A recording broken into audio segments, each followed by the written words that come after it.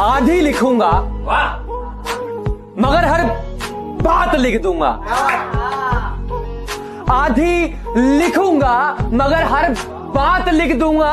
तुम गालियां मत देना मेरी पीठ के पीछे। उठा ली कलम तो तुम्हारी औकात लिख दूंगा।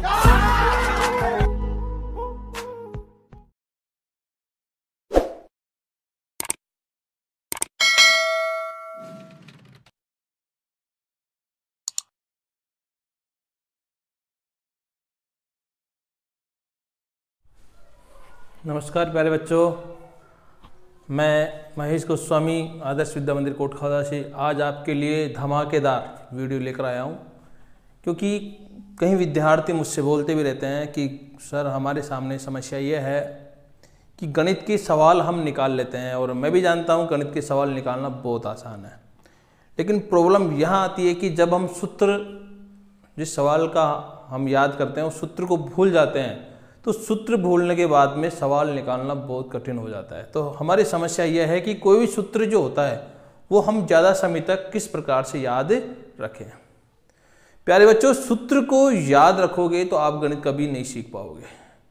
अधिकतर टीचर्स या अधिकतर जो स्टूडेंट्स होते हैं वो क्या करते हैं, गणित के सूत्रों को रट लेते हैं, याद कर लेते हैं, और एक समय ऐसा आता है जब वो उन सूत्रों को जब भूल जाते हैं तो वो सवाल नहीं निकाल पाते हैं। जैसे वर्त का क्षेत्रफल पाई आर स्क्वायर होता है, इसी प्रकार से गोले का आयतन है 4/3 पाई आर क्यूब, इसी प्रकार से गोले का संपूर्ण पृष्ठ है 4 पाई आर स्क्वायर, इसी प्रकार से बेलन का संपूर्ण पृष्ठ है 2 पाई आर एच प्लस आर, इसी प्रकार से बेलन का आयतन है पाई आर स्क्वायर एच। तो ये कुछ सूत्र हैं। सूत्र जब हमें याद होते हैं तो हम सवाल को फटाक से निकाल देते हैं, लेकिन जब हमें सूत्र भूल जाते हैं तो उस कंडीशन में हमारे से सवाल निकालना बहुत कठिन हो जाता है। तो बने रहिए इसी वीडियो में, इन्हीं समस्याओं को आज मैं सुलझाने वाला हूं, और एक एक सूत्र किस प्रकार से बना है आपको अब याद करने की जरूरत नहीं है, रटने की जरूरत नहीं है, आपको समझने की जरूरत है। क्योंकि यदि आप सूत्रों को भूल भी जाते हो तो आपको सूत्र बनाना आता है, आप 2 सेकंड के अंदर सूत्र बना लोगे, आपकी समस्या खत्म। वैसे गणित एक ऐसा सब्जेक्ट है, प्रैक्टिकल सब्जेक्ट है। प्यारे बच्चों, मैथ को आप जितनी डीपली पढ़ोगे, जितना समझ के पढ़ोगे, उतना ही आप मैथ में होशियार होते जाओगे। अधिकतर टीचर क्या करते हैं, सवाल का सूत्र लिख देते हैं, इस सूत्र से सवाल को कर लेना, ये दिया हुआ है, वो मामला वहां पे गड़बड़ हो जाता है। ऐसे गणित नहीं पढ़ना है। ऐसे गणित पढ़ोगे तो आप कभी भी गणित में सक्सेस नहीं होंगे, केवल गणित के अंदर पास होंगे। अगर आपको गणित के अंदर पूरे नंबर लेना है, टॉप बनना है, तो गणित को बेसिक से पढ़ो। बेसिक इतना जरूरी है किसी भी सवाल को समझने के लिए, कितने भी प्रकार से उसको तोड़ दो मरोड़ दो, अगर आपको बेसिक आता है आप सवाल को निकाल दोगे। अगर आपको बेसिक नहीं आता है तो आप सवाल नहीं निकाल पाओगे, आप उलझ जाओगे। तो इन्हीं समस्याओं को आज मैं सुलझाने वाला हूं, तो बने रहिए वीडियो के अंदर। और अगर वीडियो पसंद आता है तो आप धमाके इसको लाइक कीजिए। तो प्यारे बच्चों देखो, आज अपन सबसे पहले समझते हैं बेलन। बारी बारी से सबका नंबर लेंगे। सबसे पहले समझेंगे अपन बेलन के बारे में। बेलन का जो है वक्र पृष्ठ जो होता है वो क्या होता है, 2 पाई आर एच। संपूर्ण पृष्ठ क्या होता है, 2 पाई आर एच प्लस आर। और आयतन होता है पाई आर स्क्वायर एच। पहले हम इनको समझेंगे, फिर इसके बाद में अपन आगे चलेंगे। तो बेलन की अगर बात करते हैं तो बेलन प्यारे बच्चों इस प्रकार से होता है। बेलन, यह है बेलन। इस बेलन की आकृति इस प्रकार से होती है, ये है आपका बेलन। पहला इसमें वक्र पृष्ठ क्या है, वक्र पृष्ठ ओनली ये वाला जो मुड़ा हुआ वक्र पृष्ठ है, मुड़ा हुआ जो पृष्ठ है, इसको अपन बोलेंगे वक्र पृष्ठ। और संपूर्ण पृष्ठ के अंदर ये तो होता है। अगर इधर से इसको मैं पैक कर दूं, बंद कर दूं कवर लगा के, इधर से इसको बंद कर दूं, तो ये संपूर्ण पृष्ठ में ये वाला हिस्सा भी आपका कवर हो जाता है।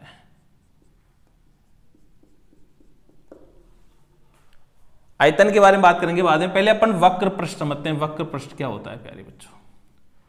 ये था एक खोखला बेलन। इस प्रकार से अगर इस बेलन को मैं यहां से चीर दूं, यहां से काट दूं, तो ये कुछ इस प्रकार से शेप बन जाएगी। इस प्रकार से देखो, इस प्रकार से खोलने हुए, क्योंकि इसको खोलने पर, क्योंकि ये जब मैंने बनाया था तब इसी को फोल्ड करके तो मैंने बनाया था इसको, तो इसको मैं खोलूंगा तो कुछ इस प्रकार से आयताकार बन जाएगा। तो ध्यान दो, इसका ये जो भाग है, ये जो भाग है, ये भाग क्या है? ये भाग वर्ताकार। इस प्रकार से ये भाग, ये आपको दिख रहा है नहीं, वर्ताकार भाग है ये इस प्रकार से। तो इसका जो ये भाग है इसको क्या बोलेंगे अपन? इसको बोलेंगे परिधि। परिधि मतलब 2πr, ये आधार की परिधि है। क्या है ये? आधार की परिधि, आधार की परिधि, आधार की परिधि है ये। अगर मैं इसको खोलूंगा तो ये कुछ इस शेप में आ जाएगा। ये जो बेलन था इसको खोलने पे ये कुछ इस शेप में आ जाएगा। अब ध्यान दो, ये जो परिधि थी वो किस में हो गई? ध्यान दो बच्चों, इसको, ये जो परिधि थी इसको खोलने पर ये परिधि यहां पे तो क्या थी? 2πr, लेकिन इसको मैं ऐसे खोलूंगा तो ये क्या बन गई? इसकी लंबाई। इसका मतलब है ये जो परिधि है, ये परिधि क्या बन रही है? इसकी लंबाई बन रही है 2πr। और ये क्या है? इसकी ऊंचाई। ये ऊंचाई ऐसे कैसे बरकरार है? ये ऊंचाई है, ये ऊंचाई तो ऐसे कैसे रही ना? ऊंचाई तो ये रही, लेकिन इसकी जो परिधि थी वो परिधि किस में बदल गई? लंबाई में। अब ये क्या बन गया? ये बन गया एक आयत। तो इस आयत का जो क्षेत्रफल है, इस आयत का क्षेत्रफल ही आपका बेस, जो आपका बेलन है उसका वक्र पृष्ठ कहलाएगा। क्योंकि ये जो, इसको सीधा करेंगे तो ये आयत बन जाएगा, और इसको अपन फोल्ड करेंगे तो ये क्या बन जाएगा? बेलन का वक्र पृष्ठ। तो इसका क्षेत्रफल इसके बराबर हो जाएगा। तो इसको अपन निकालना चाहें तो निकाल सकते हैं। L गुना B से, L क्या है? L है 2πr, और B क्या है? यहां पर H, तो 2πrh। इस प्रकार से आपका बेलन का वक्र पृष्ठ का निर्माण हुआ। अब दूसरी बात आती है, साहब इसका जो है संपूर्ण पृष्ठ, संपूर्ण पृष्ठ का सूत्र ये कैसे बना? संपूर्ण पृष्ठ के अंदर मैंने आपको बताया था, संपूर्ण पृष्ठ के अंदर ये तो वक्र पृष्ठ तो आता है, लेकिन संपूर्ण पृष्ठ में यदि यहां पे आप इसको बंद कर दोगे, यहां पे बंद कर दोगे, तो ये इस प्रकार का शेप बन जाएगा। और ये जो शेप है ये कैसा रूप ले रखा है? वर्ताकार। इसका क्षेत्रफल क्या होता है? πr²। तो एक तो नीचे वाला वर्ताकार हिस्सा, एक ऊपर वाला वर्ताकार हिस्सा, अगर इसको जोड़ देते हैं किसके अंदर? वक्र पृष्ठ में, तो आपका बेलन का TSA, टोटल सरफेस एरिया, क्या हो जाएगा? CSA प्लस 2 गुणा आधार का क्षेत्रफल, आधार का क्षेत्रफल। CSA ये हो गया आपका CSA, sorry CSA, curve surface area. अगर अपन वक्र पृष्ठ को और आधार के क्षेत्रफल 2 लिखा है मैंने, क्योंकि 2 आधार है, एक तो नीचे वाला आधार, एक ऊपर वाला आधार, इन दोनों को ऐड करेंगे तो देखो ये कितना है? CSA कितना है अपने पास में? 2πrh प्लस 2 गुणा आधार कितना है? नीचे वाला आधार, ऊपर वाला आधार, πr²। तो ये बनेगा 2πrh प्लस 2πr²। टोटल यहां से क्या कॉमन आ रहा है? यहां से 2πr कॉमन लेंगे तो यहां बचेगा h प्लस r। इस प्रकार से आपके बेलन के संपूर्ण पृष्ठ का निर्माण हो गया। अब तीसरी चीज आती है कि बेलन का आयतन जो है, बेलन का जो आयतन है वो क्या है? बेलन का आयतन, देखो प्यारे बच्चों, बेलन का आयतन वो बनेगा अपने पास में πr²h। अभी मैंने बताया था आयतन का मतलब क्या होता है? किसी स्थान पर किसी वस्तु द्वारा घेरा गया क्षेत्रफल, वो क्या कहलाता है? उसका आयतन कहलाता है। या किसी वस्तु के अंदर जितना भी आप मटेरियल भर सकते हो वो उसका आयतन होता है। तो ये आपको मान लो ये बेलन आपका,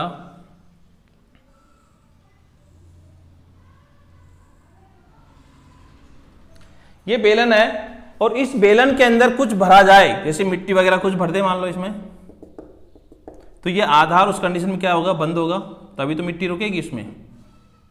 तो इसके अंदर जितना भी मटेरियल भरोगे आप, तो बढ़ते बढ़ते बढ़ते बढ़ते लास्ट वाला ये हिस्सा भी बिल्कुल पैक हो जाएगा। ये हिस्सा बिल्कुल पैक हो गया, ये हिस्सा बिल्कुल पैक हो गया। यही इसका क्या है? आयतन। किसी वस्तु द्वारा घेरा गया क्षेत्रफल उस वस्तु का क्या कहलाता है? आयतन। तो इसके अंदर जो मिट्टी डली है, कुछ भी मिट्टी की जगह पानी में डाल सकते हो आप, तो जो वस्तु इसमें डाले गए हैं उसके द्वारा जो क्षेत्र घेरा गया है वही उसका क्या कहलाएगा? आयतन कहलाएगा।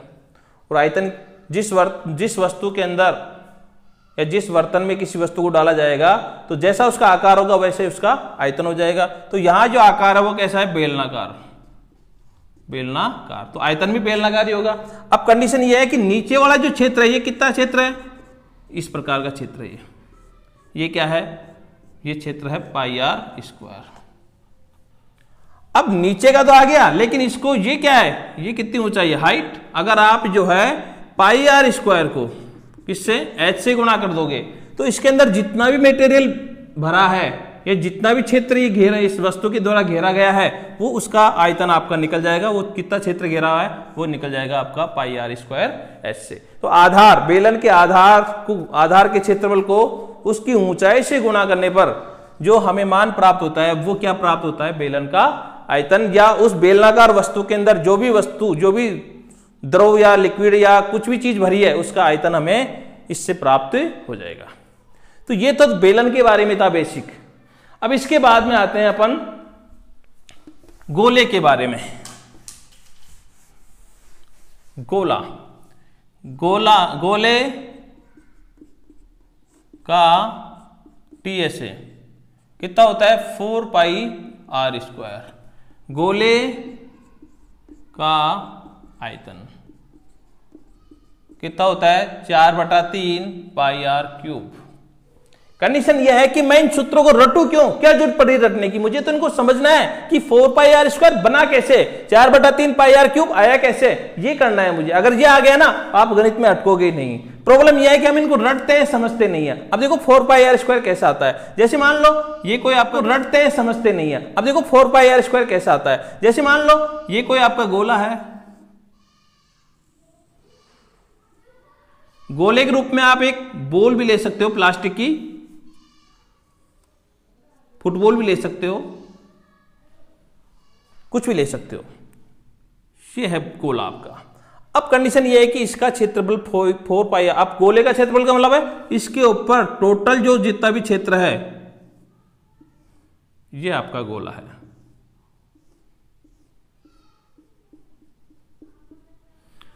इसका क्षेत्रफल 4 पाई आर स्क्वायर कैसे बना? अब जैसे सपोज करो मेरे पास में गोले का एग्जांपल नहीं है, फिर भी मैं आपको समझाता हूं। आप अगर गोले को, जो आपका बोल है, प्लास्टिक की कचकड़ी की बोल ले लेना। जैसे मान लो ये बोल है, इस बोल को आप बीच में से काटना तो आपके पास में कुछ ऐसी शेप बन जाएगी, अर्धगोला बन जाएगा। अर्धगोला बन जाएगा, आधा गोला हो गया। इस आधे गोले को उल्टा करके आप जो है इस प्रकार से उसके मुंह से 4 वर्त बना लेना। कितने वर्त बना लेना? 4 वर्त। ये बराबर बनेंगे, 4 वर्त बना लेना। और इन चारों वर्तों पर क्या चिपका देना? कागज चिपका देना। क्या चिपका देना? कागज। और इनमें से जो भी कागज निकले उसको आप जो है छोटे छोटे टुकड़ों के अंदर बांट लेना इस प्रकार से। तो जितने भी टुकड़े हैं अगर आप इस गोले के ऊपर चिपकाओगे इस प्रकार से तो एक कंडीशन ऐसी आएगी, इन चारों गोलों का जो कागज है वो इस पूरे गोले को ढक लेगा। या फिर आप ऐसे कर सकते हो, इस पूरे गोले के ऊपर एक कागज चिपका लो और उस कागज के छोटे छोटे टुकड़े करके आप इस प्रकार से, पहले तो आप इस प्रकार वो वर्त बना लेना और इसके जो जितने भी टुकड़े हैं उन सब टुकड़ों को इस पे भरोगे तो एक समय ऐसा आएगा ये चारों वर्त जो है आपके ढक जाएंगे इस प्रकार से। ऐसा कर सकते हो आप, जैसे एक नारंगी या मौसमी होती है, मौसमी को बीच में से काटो और उसके जो मुंह होता है उसके मुंह से 4 गोले बना लो और उसके जो छिलके हैं उन छिलकों के छोटे छोटे टुकड़े करके उन वर्तों को ढकोगे तो इस प्रकार के चारों वर्त ढक जाएंगे। इसका मतलब ये हुआ कि गोले के ऊपर जितना भी कवर होता है वो उसके परिधि के द्वारा जो वर्त बनता है उन 4 वर्तों के क्षेत्रफल के बराबर होता है। इसलिए यहां कहा जाता है कि गोले का जो क्षेत्रफल है वो 4 वर्तों के क्षेत्रफल के बराबर होता है। तो यहां से पता लग गया कि गोले का क्षेत्रफल 4 वर्तों के क्षेत्रफल बराबर कैसे आया? तीसरा आता है यहां पर, अब देखो प्यारे बच्चों हम सीखेंगे गोले का आयतन 4/3 पाई आर क्यूब कैसे होता है। यहां मैंने एक अलग से पात्र लिया है, एक बोतल ली है,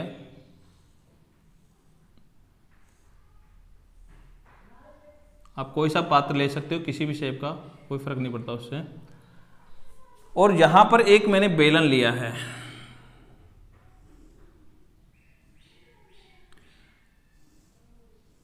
बेलन,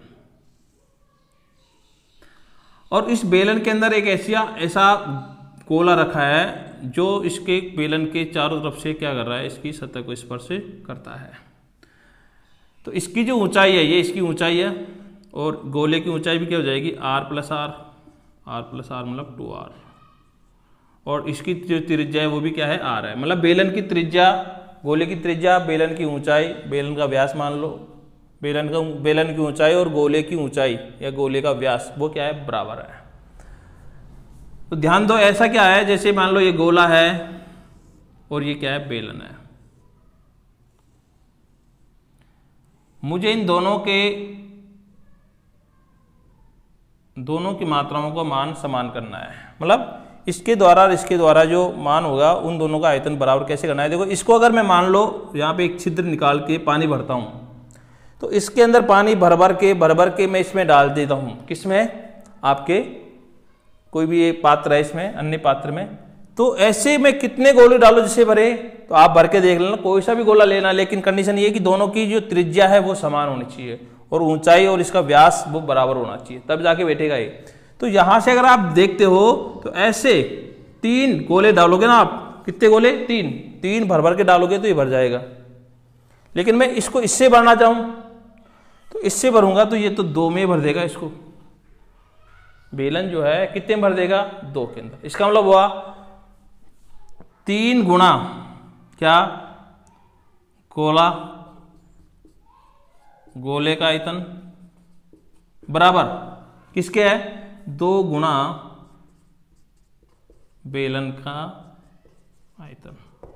मतलब 3 बार भर के डालोगे ना इसको आप, किसको, इस गोले को, तब जाकर ये भरेगा। मतलब 3 गोले के जो आयतन है, आयतन का मतलब इसके अंदर जितना भी मटेरियल भरा वो उसका आयतन तो हुआ। तो 3 बार डालोगे तो 3 जो गोलों का आयतन है वो किसके बराबर है, 2 बेलनों के आयतन के बराबर होता है। 3 गुणा गोले का आयतन बराबर है 2 गुणा बेलन के आयतन का। तो हमें जो है 2 गुणा बेलन का आयतन हम जानते हैं क्या होता है, पाई r²h। इधर अगर गोले का आयतन हमें निकालना है, गोले का आयतन, तो इसको 3 को बट्टे में दे दो। हम जानते हैं कि h बराबर क्या होता है, h बराबर 2r, देखो यहाँ पे दिया हुआ है, h बराबर क्या होता है, 2r। तो यहां से हम देखेंगे तो 2/3 गुणा पाई r² गुणा इस h की जगह क्या रखूंगा मैं, 2r। तो देखो ये हो जाएगा 4/3 पाई r³। इस प्रकार से जो गोले का आयतन है उसका निर्माण हुआ 4/3 पाई r³। प्यारे बच्चों, ये सूत्र आप अगर 2-3 बार वीडियो को देखोगे तो अच्छी तरह समझ आ जाएंगे। ये चीजें कोई नहीं बढ़ाता, और जब तक ये चीजें नहीं आएगी ना, आप गणित के अंदर आगे कभी भी नहीं बढ़ोगे। तो ये चीजें तो मेरे को आनी चाहिए। इसके बाद में अपन आगे चलते हैं। इसी प्रकार से गोले का भी अपन निकाल सकते हैं, अर्ध गोले का, अर्ध गोले का टीएसए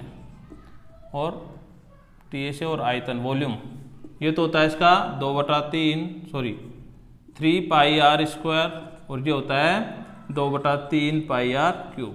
तो ये तो सीधा है, पूरे गोले का आधा कर दो, पूरे गोले का होता है 4/3 पाई r³, 2 का भाग लगाएंगे तो ये हो जाएगा आपका, 2 से कट जाएगा 2/3 पाई r³। तो ये तो सिंपल है, लेकिन ये कैसे आया। तो देखो प्यारे बच्चों, अर्धगोले का जो संपूर्ण पृष्ठ है, ये अर्धगोला आपका, तो गोले के अंदर तो 4 वृत्तों को ढकता है वो, लेकिन अर्धगोले में केवल 3 वृत्त को ही ढक पाता है, इसलिए इसका क्षेत्रफल 3 पाई r² होता है। अर्धगोले का जो कर्व सरफेस एरिया है कंप्लीट ये, और ये नीचे वाला, तो 2 तो ऊपर का और 1 ही है, 3 हो गए। क्योंकि देखो संपूर्ण गोले में कितने होते हैं, 4, लेकिन इसका आधा कर दूंगा तो आधा तो टॉप पे है ये, और तीसरा 1 ये भी तो है, तो संपूर्ण पृष्ठ में 2 तो ऊपर 1 नीचे, इसलिए 3 पाई आर स्क्वायर आपके अर्धगोले का क्या होता है, TAC होता है, और इसका आधा हो गया। इसके बाद में अब है मेरे बच्चों शंकु, शंकु का TSA, एक तो होता है CSA, एक होता है TSA और एक होता है वॉल्यूम। CSA होता है पाई आर एल और TSA होता है पाई आर एल प्लस आर, और ये होता है 1/3 पाई आर स्क्वायर एच। अब ध्यान दो, पहले हम पढ़ेंगे CSA, बेलन का CSA वक्र पृष्ठीय क्षेत्रफल पाई आर एल कैसे बना। ध्यान दो प्यारे बच्चों, ये है आपका शंकु,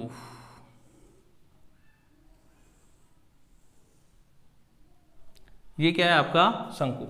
तो प्यारे बच्चों ये शंकु मैंने आपको बना रखा है, ये आपका शंकु है, ये क्या है इसकी L, ये क्या है इसकी L, और ये क्या चीज है, अगर मैं इसको यहां पे रख के इस प्रकार से गोला बनाता हूं तो ये शंकु का यही तो भाग है।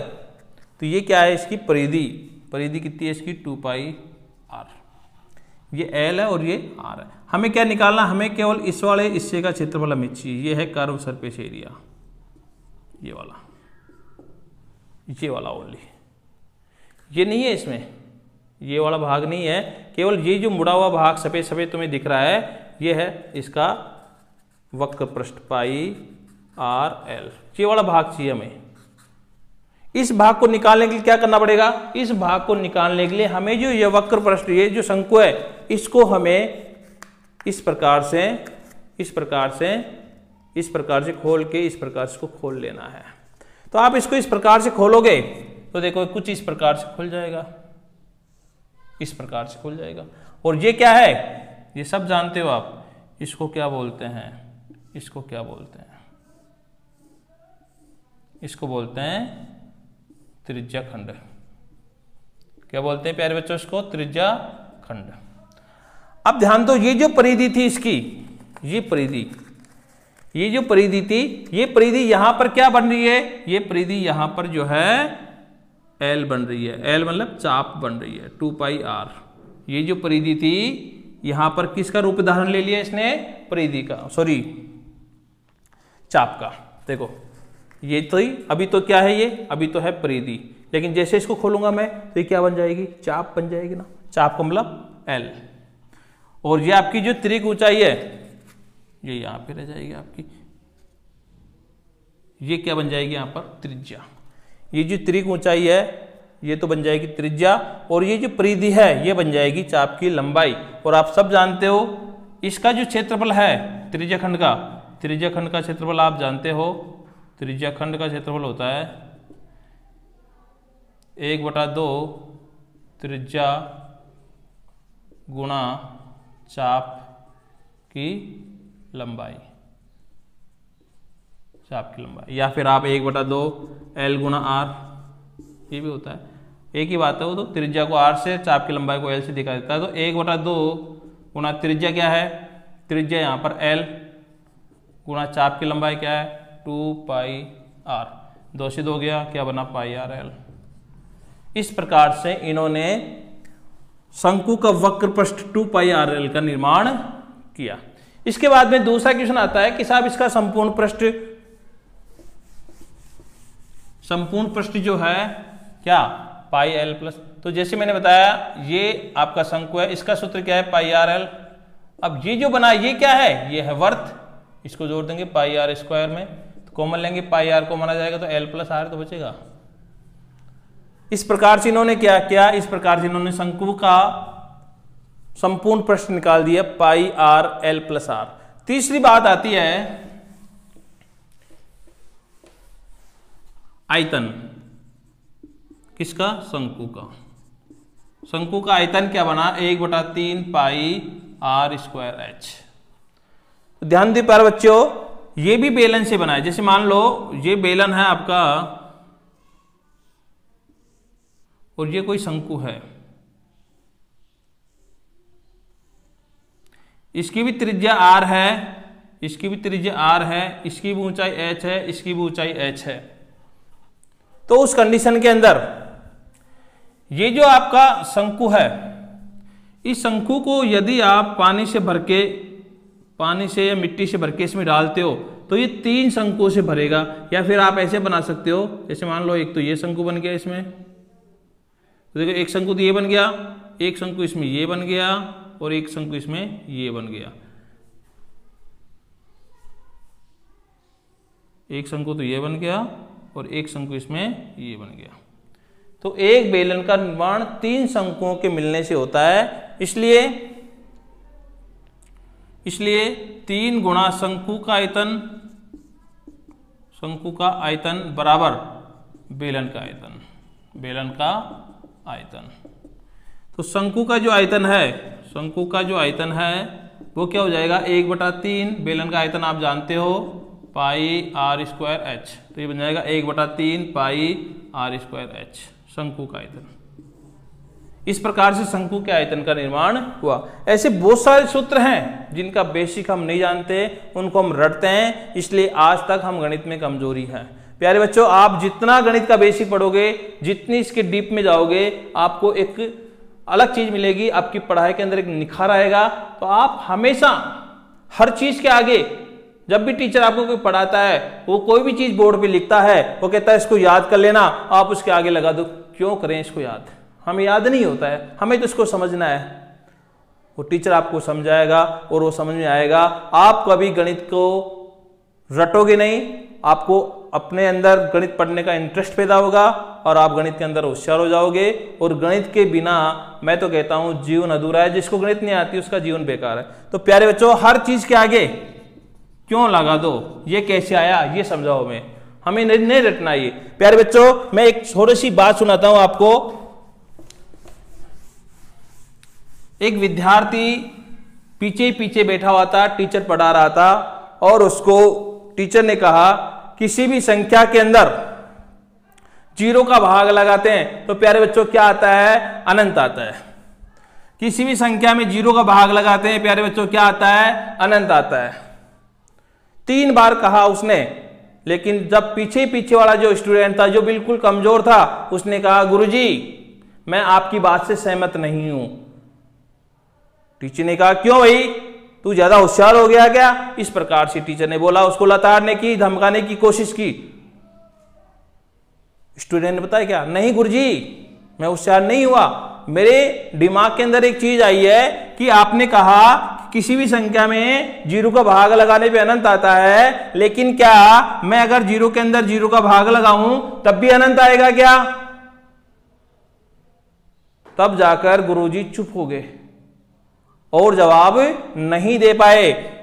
इसलिए प्यारे बच्चों, जब भी कोई चीज आपको बताई जाती है तब आपको उसको रटना नहीं है, उसका बेसिक समझना है, तब जाके वो चीज आपके समझ में आएगी। तब आप उसको गुरुजी को समझाना पड़ा कि अनंत, यहां पे तो अनंत आएगा और यहां पे अनंत नहीं आएगा। हर चीज का कारण होता है, इसलिए किसी भी चीज को रटना नहीं है। कोई भी चीज परमानेंटली नहीं बनी हुई है। कोई भी चीज, हम कई बार टीचर कह देता है कि गुरुजी आप मुझे एक बताओ, आप कहते हो किसी भी संख्या के ऊपर अगर 0 घात लगी हो तो उसका मान क्या हो जाता है? 1 हो जाता है। लेकिन मैं आपकी बात से सहमत नहीं हूं। क्यों? कि यदि मान लो मैं 0 के ऊपर भी घात लगा देता हूं तो क्या इसका मान 1 हो जाएगा क्या? तो गुरुजी चुप हो गए। तो ऐसे बहुत सारे क्वेश्चन है प्यारे बच्चों, जिनका क्यों हम नहीं जानते हैं, उनको हम क्या करते हैं? रटते हैं। तो हमें रटना नहीं है, गणित को समझना है और गणित को जड़ से उखाड़ना है। मेरा मिशन भी यही है, आपका मिशन भी यही होना चाहिए। अगर आपको वीडियो पसंद आया तो प्यारे बच्चों आप इसको एक बार लाइक करना, शेयर करना और कमेंट बॉक्स में बताना आपका क्यों क्या है। अगला क्यों का मैं वेट करूंगा। धन्यवाद।